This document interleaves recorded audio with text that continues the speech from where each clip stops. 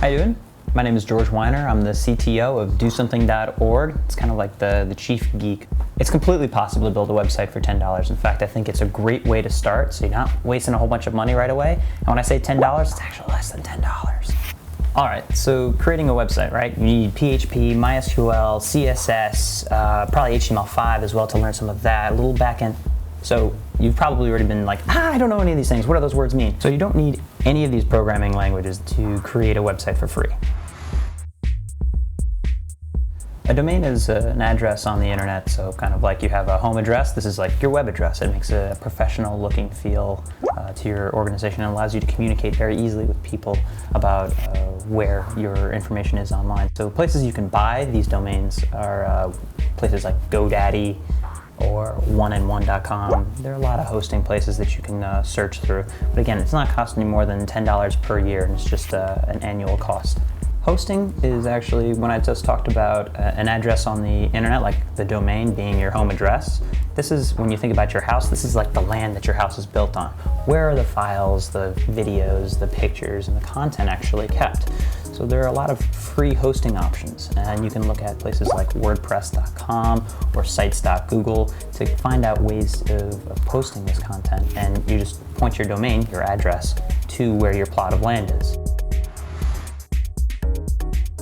So how do you figure out design for your site? There are many people online that are great with design, and I like to start by looking at templates. For whichever hosting that you have, there are templates. These are designers that have already put together these plug and play, like you click a button and suddenly you have the design that a designer already had. So you shop through those with an idea of what you want your site to look like and what do you want it to feel like. What information should you put on your site? It's a great question because it really gets back a level to what are the goals of the site? Do you want to raise money? Do you want to get people to take action? Do you want people to learn something? These are some big picture things, and then from there you say, all right, well, if my goal is to get people interested in puppies, then maybe you want to start off with pictures, video of the explanation of the problem, not just, hey, I was walking along and this is why I'm interested in puppies. Another thing I really encourage everyone to have on their site is a big old honkin' sign up for our thing, right? You want people giving their email addresses to you because they'll go through your site in like 30 seconds or so, and once they leave, their chances of remembering you. There are a lot of free tools, I'm all about the free stuff, that will let you capture emails. You can use Google Apps, so they have like forms. Google creates a very simple way for you to embed a form. People type in first name, last name, email, hit submit, and it saves it in like an online Excel sheet.